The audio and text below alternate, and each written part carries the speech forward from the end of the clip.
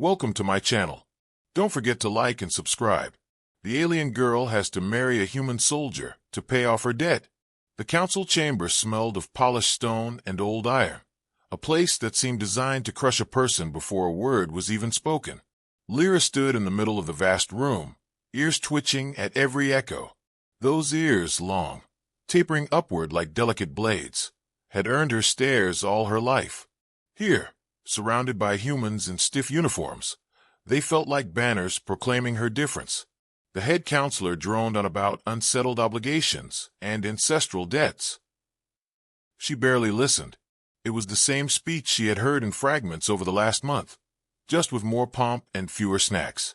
When the sentence finally landed, marriage to a human soldier, her mind went blank, then promptly filled with a dozen inappropriate jokes, none of which she said aloud, though her lips twitched. The soldier they presented her with was tall, square-shouldered, and looked like someone who had been born in a military boot camp. He had that stoic stare, the kind meant to scare enemies, and probably small children. Lyra blinked at him once, then muttered just loud enough for the echo to carry. Well, at least they didn't pick someone ugly. A ripple of muffled laughter broke out among the younger guards before they snapped back to stone-faced silence. Marcus Hale, that was his name, did not react. Not a flinch, not even a twitch in the jaw. Lyra tilted her head, annoyed. You're not very expressive, are you? Do humans usually look like they're trying to win a contest for most boring face? Finally, he spoke. Better boring than insufferable. His voice was calm, steady, with the faintest thread of dry humor buried underneath. Lyra's ears flicked forward in interest. So he had teeth after all. The ceremony was mercifully short. A binding of names to contracts, signatures scrawled into glowing holograms, and a ceremonial clasping of hands. Lyra's hand felt tiny against his calloused palm, and she resisted the urge to hiss something theatrical like, "My chains are forged." Instead, she leaned closer and whispered, "You don't smell like I expected. Less gunpowder, more soap." "I'll try to disappoint you less in the future," he murmured back, without looking at her. Afterward, they were escorted to a transport shuttle that hummed with quiet menace, the ship that would take her to her new home. A military station on the fringe of human-controlled space loomed beyond the bay doors, a steel leviathan dotted with blinking lights. She sighed dramatically. "So this is how I'm repaid for all my family's debts? Traded into domestic service aboard a flying coffin." Marcus finally turned to look at her, his expression unreadable. "It's not a coffin. It's just extremely unfriendly to comfort."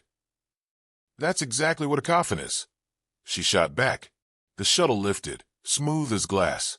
Stars spilled open beyond the viewport, the infinite dark pricked with silver fire. Lyra's annoyance wavered, just for a moment. No matter how often she traveled, the sight of the stars still pulled at her. But she caught Marcus watching her and quickly scowled again, arms crossing. On board the military station, she expected guards, locked doors, some kind of ceremonial chain around her neck. Instead, Marcus showed her to a small but private cabin. He stood in the doorway and said simply, "You'll live here. No guards. If you want to decorate it, do. If you want to rearrange it, do. The council may think you're property, but I don't." She blinked. That was not the script she had prepared for. She had been ready to spit fire, to rail against injustice, to carve witty insults into his armor. Instead, she found herself staring at him like he had grown another head. Finally, she narrowed her eyes and said, "This is a trick, isn't it? I'm going to redecorate, and then you'll swoop in and charge me rent." "Rent is included in the contract," he said deadpan. Lyra's laugh escaped before she could strangle it. She turned away quickly, tossing her hair as if she had meant to laugh all along. "Fine, but if I paint the walls bright pink, that's on you." The days that followed were not what she expected. He did not bark orders or demand she bow her head. Instead, he seemed busy. Always busy, drilling squads, attending meetings, walking the endless halls of the station with the grim determination of someone who carried too much responsibility. When he did speak to her, it was in short bursts, dry and clipped, like he had forgotten how to have a conversation. She filled the silence with sarcasm, narrating her tragic captivity in overblown dramatics whenever he passed. He never laughed, but she caught the faint twitch at the corner of his mouth more than once. One evening, she found him in the mess hall staring at a tray of human rations that looked suspiciously like gray cubes of sadness. She slid onto the bench opposite him, plucked one up, sniffed it, and gagged loudly. "What do you call this?" "A weapon of mass indigestion."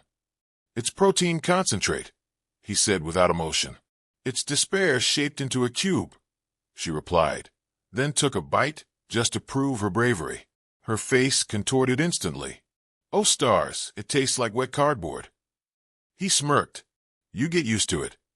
"You would. Your species thrives on suffering." By the end of the week, Lyra realized something dangerous. The anger she had carried into this marriage, hot, sharp, protective, was beginning to fray at the edges. In its place was a curiosity she didn't want to name, and a suspicion that the man she had sworn to resent might not be the jailer she thought he was. And worse than that, she was starting to like annoying him. "Careful, soldier," she muttered to herself as she stretched out in her cabin, now cluttered with bright fabrics and alien trinkets.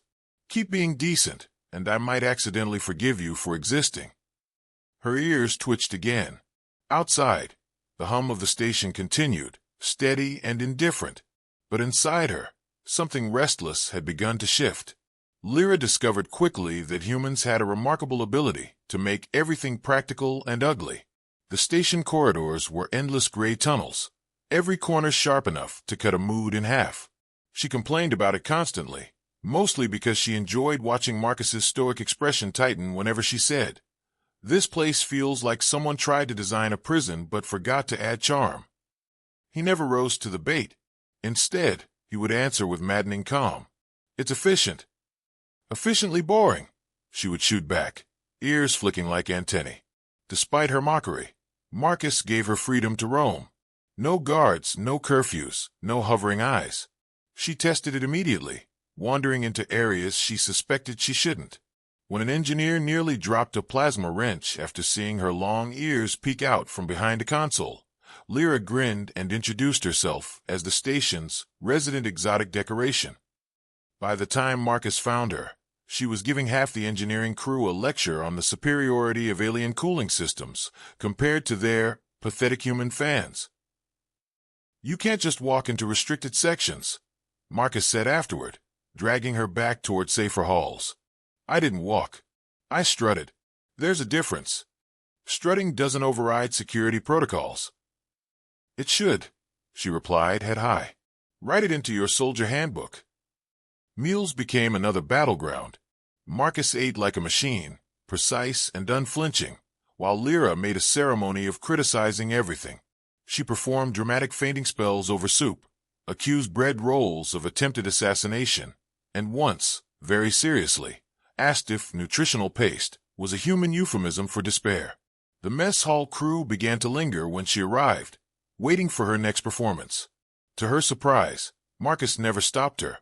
He would just sit there, eating silently, occasionally sliding his tray closer when she stole too much from hers. When she called him out for being humorless, he replied, "You're loud enough for both of us." She couldn't decide whether to be insulted or amused. One night, she crept into the training bay out of boredom and found him running combat drills with his squad. The soldiers moved like a machine under his command, precise, relentless. But what struck her was how Marcus never barked or threatened. He led with calm instructions, his voice steady even when they fumbled.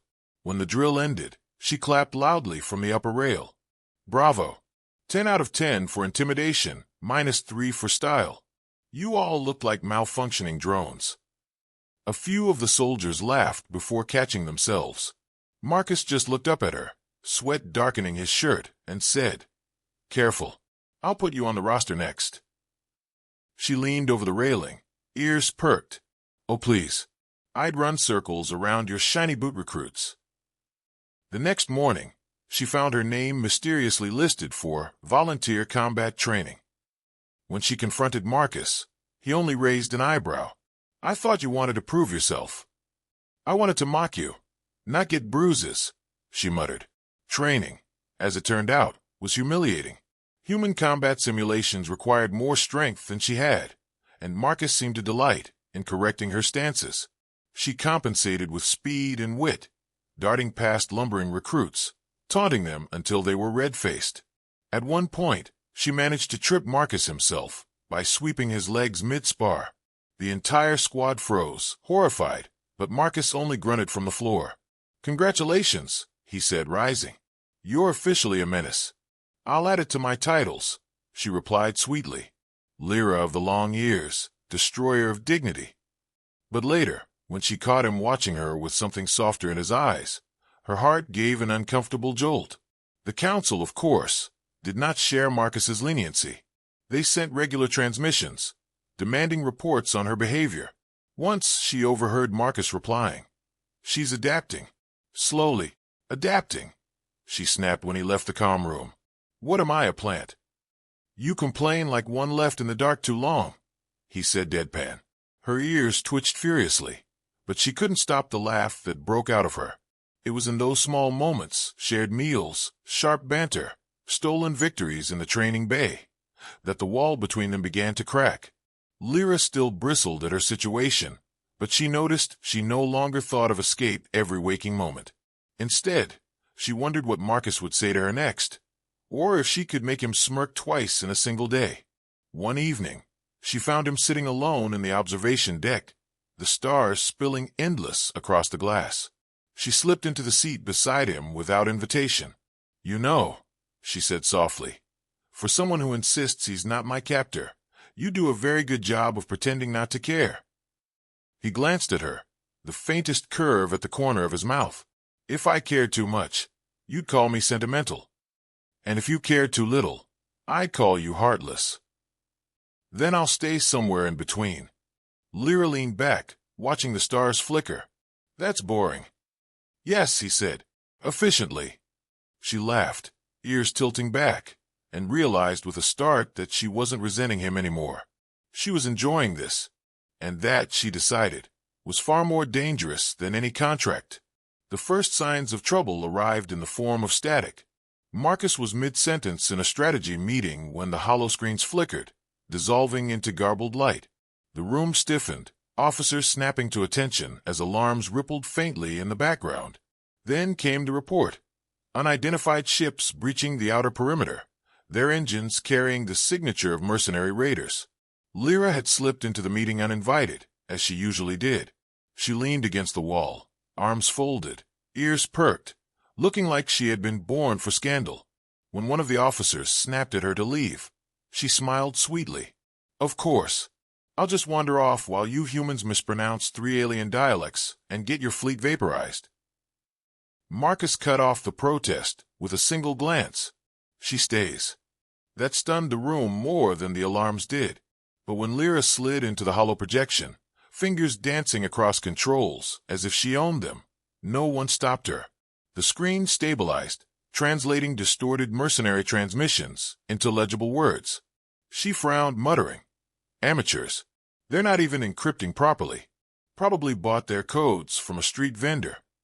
The officers gawked, and used to seeing a deader girl with long ears outpace their computers.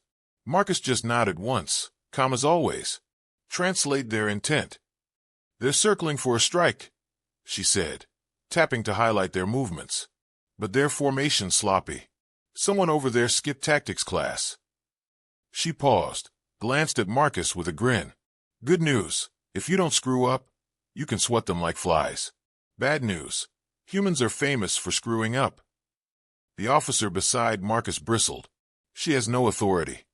"She has knowledge," Marcus cut in.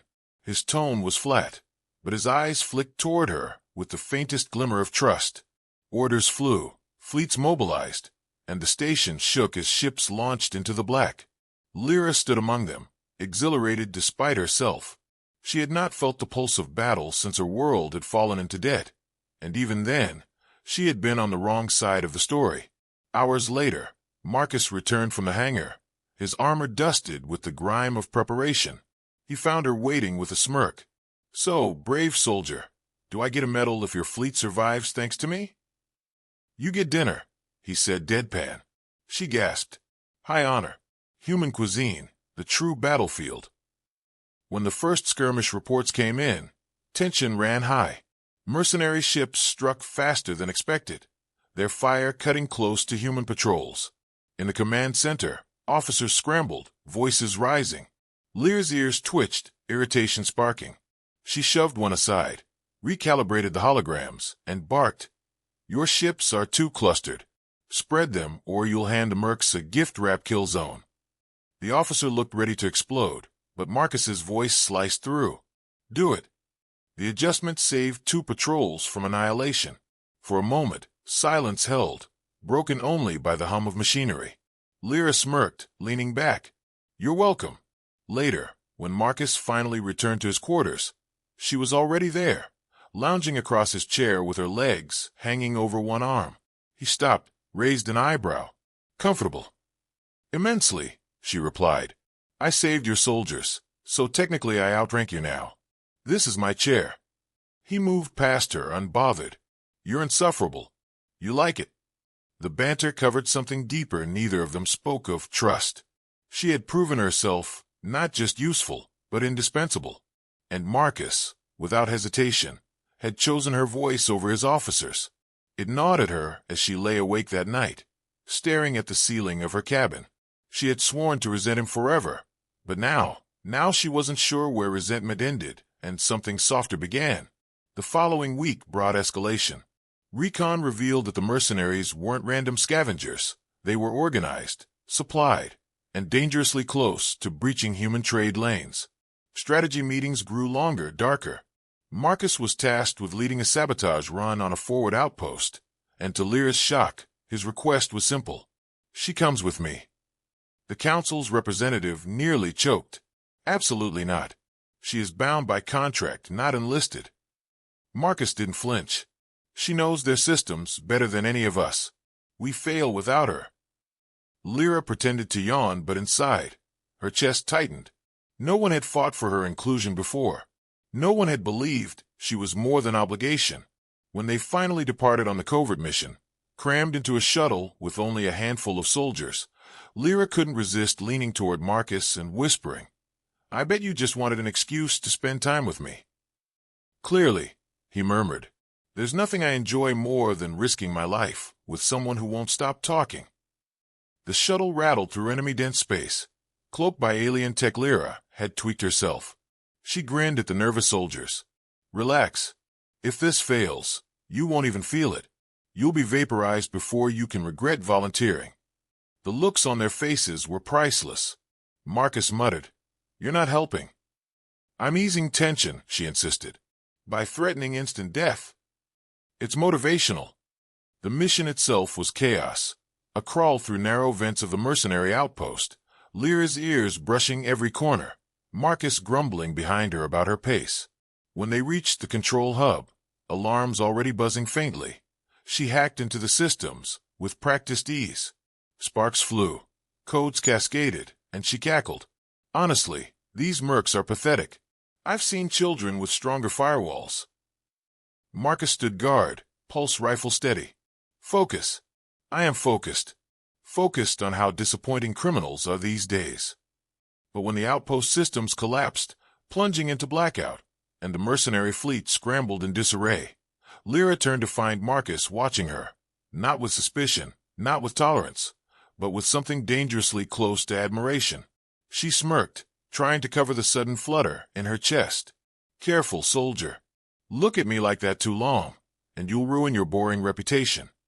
He didn't answer, but the corner of his mouth curved upward, and as they slipped back into the shuttle, alarms wailing behind them, Lyra realized with a mix of dread and exhilaration that she wanted to see that smile again. The return from the sabotage run earned Marcus commendations, tight salutes, and one particularly stiff congratulations from a council envoy. Lyra, naturally, received nothing more than suspicious glares and a reminder that her debt remained unpaid. She responded by bowing extravagantly in the hangar, ears twitching in mock grandeur, and announcing, "Yes, yes, I accept your eternal gratitude for single-handedly saving your fleet. Please, no statues. I couldn't possibly." Marcus muttered, "You didn't single-handedly." "Shoo, don't ruin my moment." But as the council meetings dragged on, a chill settled. Lyra overheard whispers, her debt extension, clauses rewritten, loopholes pulled tight to bind her longer. She stormed into Marcus's quarters, slamming the door with enough force to rattle his datapads. They're planning to stretch my sentence until my ears droop to the floor. Did you know?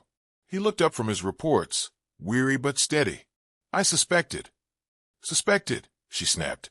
And you didn't tell me? I needed proof.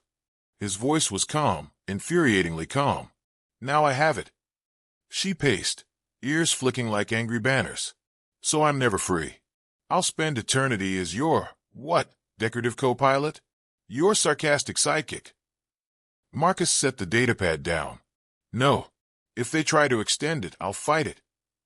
She froze. Fight the council? With what? Your charming personality. He didn't flinch. With my record, my command, my resignation, if it comes to it. Her laugh burst out, brittle and sharp. You'd give up your entire career for me? I said I wouldn't treat you as property, he answered. I meant it. The silence that followed was heavy, tangled. Lyra sank into a chair, suddenly unsure what to do with her hands. You're infuriating, you know that? I was prepared to hate you forever. You keep ruining it. His lips quirked just slightly. You're very committed to your grudges. And you're very committed to dismantling them, she muttered. The tension broke, as it always did in humor. Later that evening, when he found her raiding the mess hall freezer, she grinned through a mouthful of stolen dessert and declared, If I'm doomed to eternal debt, I'm at least eating every last piece of chocolate this station has. Very strategic, he said dry. It's economic warfare.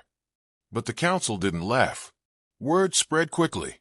Marcus had challenged their extension order.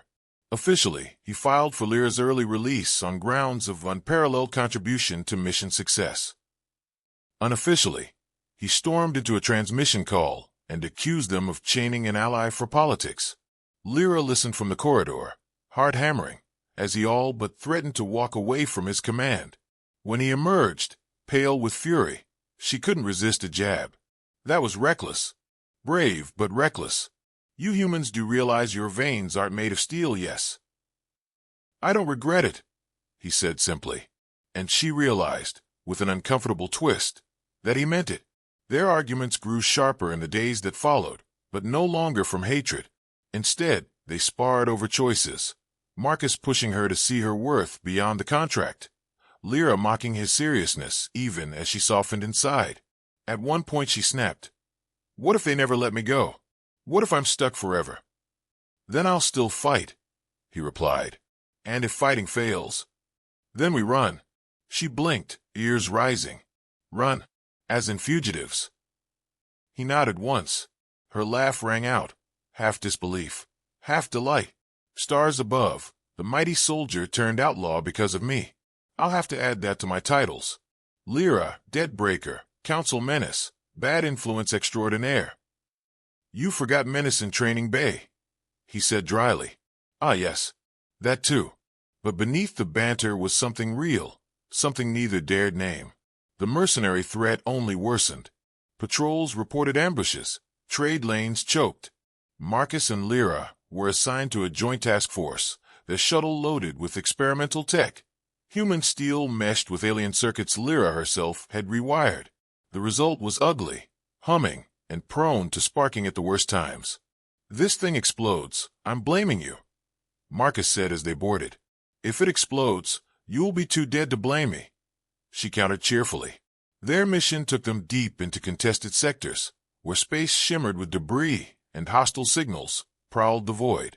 Lyra guided them with sharp precision, ears twitching as she tracked frequencies beyond human perception.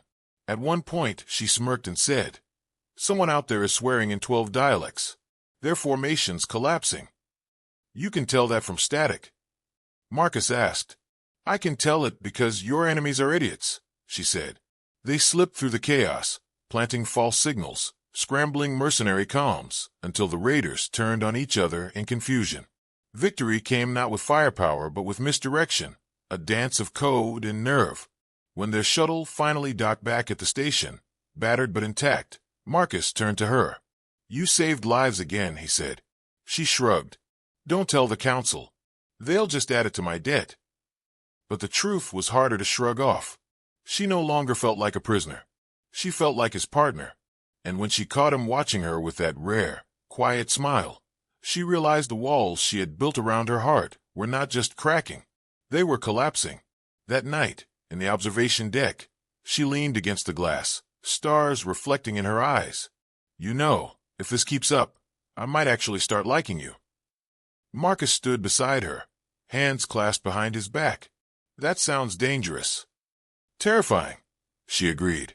Then she smirked. But efficient. His laugh was low, brief, but real. And in that sound, she found herself dangerously close to forgetting that this had ever started as a debt at all. The mercenary fleets didn't vanish quietly. They regrouped, swelling with reinforcements, striking with precision that suggested a hidden hand guiding them. The station buzzed with urgency, soldiers moving with a grim edge that left little room for rest. Marcus was summoned to lead the defense, and this time, no one questioned when he demanded Lyra by his side. She had proven herself too many times. Even the council's envoy gave only a reluctant nod, though his frown could have cut metal. The final stand came at the edge of a fractured asteroid belt, a graveyard of shattered rock glowing faintly with radiation. Human ships bristled in formation, experimental weapons humming with unstable energy. Lyra stood at the command console, long ears flicking as she sifted through waves of static. They're masking their approach. Clever. If I didn't know better, I'd say someone taught them strategy. Marcus adjusted his armor, voice steady. Then teach me how to break it. She smirked. Always so demanding. Fine. We'll flip their formation against them. But you'll owe me dinner that doesn't taste like sadness cubes. Ambitious, he replied. The battle erupted in bursts of light, ships colliding in streaks of fire. Lyra directed the fleet with ruthless clarity, her command sliding between Marcus's orders until human and alien thought moved as one. When the mercenary flagship revealed itself, bristling with stolen weapons, Marcus led the strike. Lyra guided him through the chaos, her voice sharp in his calms. Left flank is weak. Don't argue, just move. Yes, I know your instincts say otherwise, but your instincts also think soup cubes are edible. Through fire and debris, they cut toward the heart of the enemy. Marcus's shuttle shuddered under bombardment, alarms screaming, but Lyra's hacked signals turned mercenary fire against their own. At the final moment, Marcus launched the disabling strike, a burst of energy ripping the flagship's engines into silence. The mercenary fleet faltered, scattered, then broke entirely. Victories surged across the comms in a chorus of cheers. Back at the station, celebrations erupted, but the council wasted no time reminding everyone of contracts and protocols. They summoned Lyra, prepared to extend her debt once again under the guise of ensuring her cooperation. She stood before them, ears sharp, ready to unleash every insult she had stored for months. But before she spoke, Marcus stepped forward. I resign. The words dropped like a bomb. The council erupted in outrage, accusations flying. Marcus stood calm, unyielding. If you keep her bound, you lose me. If you free her, you gain an ally who stays by choice. The envoy sputtered. You would risk your entire command for her? Yes, Marcus said, because she's not property. She's my partner. The silence that followed was thick. Finally, cornered by his record, by public celebration of their victory, by the undeniable fact that Lyra had saved them, the council relented. Her contract dissolved in a burst of holographic light, the debt erased. For the first time in years, she was free. Afterward, in the quiet of the observation deck, she stood beside Marcus, stars stretching endlessly before them. Her voice was softer than she liked. You know, I always thought freedom meant running. But now, she hesitated, ears tilting. Now it feels like standing still, if I'm standing here. Marcus glanced at her, faint smile tugging at his lips. That's dangerously sentimental. She smirked. Don't tell anyone.